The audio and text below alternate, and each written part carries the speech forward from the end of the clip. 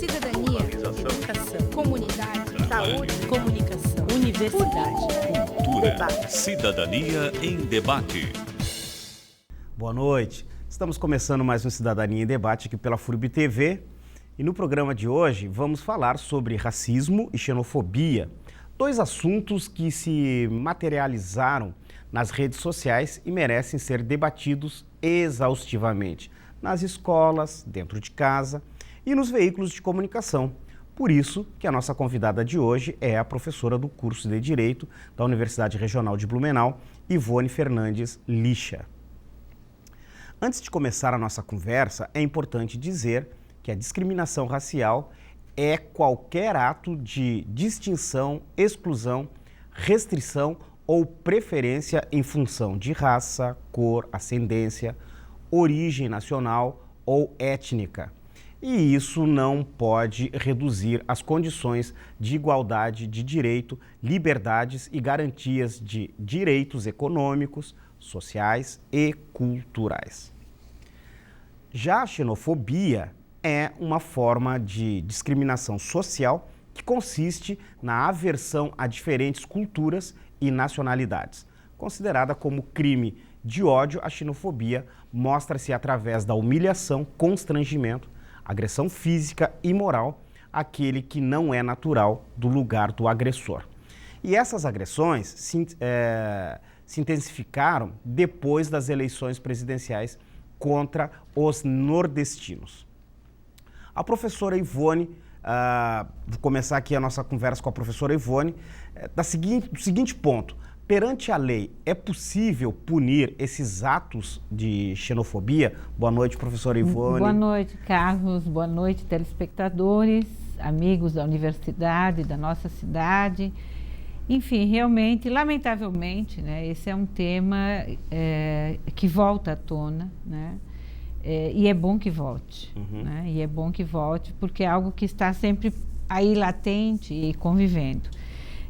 Evidentemente que enquanto uma agressão, né, em relação à sua origem, à sua cultura, à sua identidade, é algo que causa o sofrimento, a humilhação, né, e, portanto, viola um bem jurídico que é a sua própria dignidade, né? Quando não, a sua própria segurança, né? A sua integridade física, né? Lamentavelmente, o que nós assistimos, exatamente após o período eleitoral, foi um acirramento maior, né, dessas manifestações de ódio mesmo, né, de intolerância em relação àqueles que optaram por votar, então, na presidente Dilma. Né?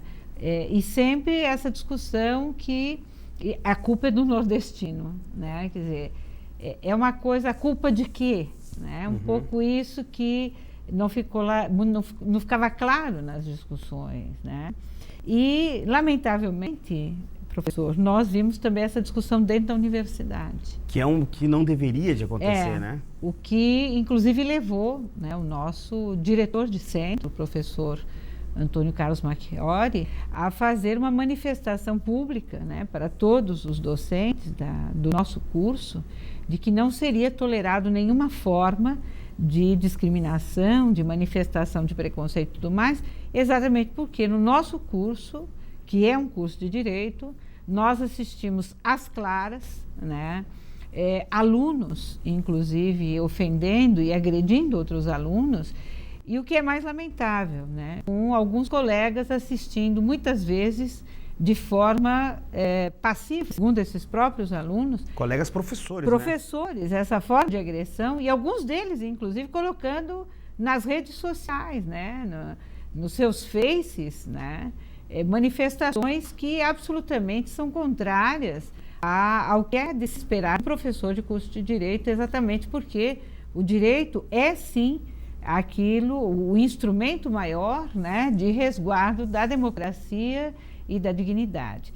E aí é importante que se faça assim, uma observação já de início, que não é simplesmente a questão da manifestação de uma opinião pessoal. Né? É porque muitos falam, claro. Mas é a minha opinião. E a minha liberdade de expressão. Na ordem democrática, a liberdade de expressão não significa a leviandade. Né? A liberdade de expressão, ela tem como pressuposto uma liberdade pautada em critérios éticos. Né? Ou seja, não é o falar o que pensa da maneira que pensa, inclusive ferindo, né, direitos fundamentais, ferindo a pluralidade, enfim. E, lamentavelmente, nós assistimos aqui na universidade, como assistimos em geral, assim, nas redes sociais, muitos de nós romperam amizades, perderam amigos. Por conta disso, né? Por conta disso. Porque as pessoas passaram a materializar o seu pensamento, que não era dito muitas vezes frente a frente ao outro, mas com as redes sociais fica muito mais fácil descrever aquilo que se pensa, até porque não tem ninguém ali fazendo um pré-julgamento imediato, e sim aquele pré-julgamento depois, né? Claro. E isso que você fala é importante, né? Quer dizer, as redes sociais são locais, são espaços, né, de manifestação, a gente pode dizer assim, até a nova ágora, né? Esse espaço político também.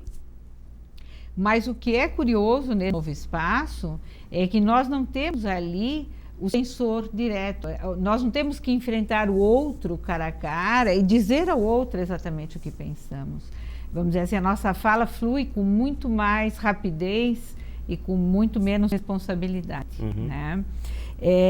Nós assistimos aí coisas muito tristes, né? Enfim, mas que de certa maneira o que você fala, isso já estava latente, né? Até puxando já um pouco isso, o que nós aqui em Blumenau assistimos nos jornais esses dias foi a piscina vista por um helicóptero, né? Da polícia.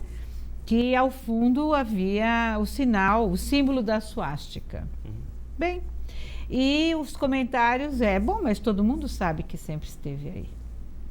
Não é novidade. Não é novidade. Ou seja, não é novidade que na nossa região isso foi forte, né? Inclusive o nosso colega da Universidade Viegas escreveu um artigo no Jornal de Santa Catarina, né? Viega Fernandes, escritor, historiador. Enfim, alguém bastante lúcido, né? Que com muita lucidez, ele afirma isso. O problema não é os que se afogam numa piscina com suástica, né? O problema é aqueles que trazem essa suástica em suas línguas, em suas mentes, em seus corações, né? E expõem isso de uma forma extremamente perversa, né?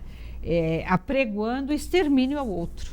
Que é um problema. Isso é perigoso, problemático numa sociedade que trabalha com a ideia do plural e do democrático, né? Agora, professora Ivone, quando nós falamos em xenofobia, claro, a gente está falando também, já imbricado nisso, a questão racial, mas quando nós falamos em xenofobia, essa expressão, ela sempre teve atrelada à ideia do estrangeiro, daquele que vem de fora. Mas a gente sabe que xenofobia também é aquela aversão a culturas. E, portanto, ela pode ser aplicada no Brasil, que muito se falou em bairrismo, né? De que maneira a gente pode fazer essa leitura da questão ligada ao Sul e ao Nordeste? É uma questão histórica, né? Eu tenho uma leitura, assim, muito... que tem como horizonte, vamos dizer assim, a nossa tradição colonial, né? Nós somos produtos de um processo colonizador. Todos nós somos estrangeiros, né? Todos nós somos responsáveis pelo extermínio de índios, né? Nós somos responsáveis pela escravidão de seres humanos, né? Todos nós. E é claro que a nossa cultura, ela se desenvolveu sempre nessa perspectiva de ser submisso, conivente com as elites, né? Sobretudo as elites externas, e opressor em relação ao subalterno. Que, né, o subalterno trabalhador, ao trabalhador, ao negro, escravo, né? Claro. E aquele que fica com a responsabilidade de exercer aquela função, aquele trabalho que o outro não quer fazer. Claro. É interessante porque as classes médias brasileiras, sobretudo, né? Elas têm um pouco essa herança, né, dessa elite colonial, assim, e consideram que determinados trabalhos não são trabalhos dignos, né? Como há muito tempo atrás nós discutíamos aqui mesmo no Cidadania em Debate a questão do trabalhador doméstico, né? Então nós temos um pouco isso, e sempre as elites locais, né? Elas são elites que vão ter uma relação perversa em relação àqueles que representam o que ela nega, né? Muitas vezes até como sua própria origem, né? Que é essa origem de trabalhadores, também de colonos, enfim, de pessoas que não vieram da Europa porque eram nobres, né? Vieram exatamente em uma outra condição. E essa carga histórica que está cercando essa nossa discussão no presente, né? Claro. Nós carregamos algo do passado não resolvido, né?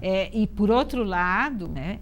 Essa coisa da democracia racial brasileira, essa falsa democracia racial, isso é perverso. Extremamente perverso. Né? É o não dito, vamos dizer assim, é aquilo que os nossos discursos omitem e naturalizamos, né? Hoje, talvez com um pouco mais de constrangimento, nós somos obrigados a contermos um pouco mais os nossos preconceitos, as nossas intolerâncias, né? Mas a primeira hora em que aparece um rastilho, vamos dizer assim, o fósforo no rastilho de pólvora, aquilo pega fogo, evidente, né? Vamos fazer um rápido intervalo e na volta vamos abordar a questão do racismo e as brasileiras quando tratam dessas questões. Já voltamos.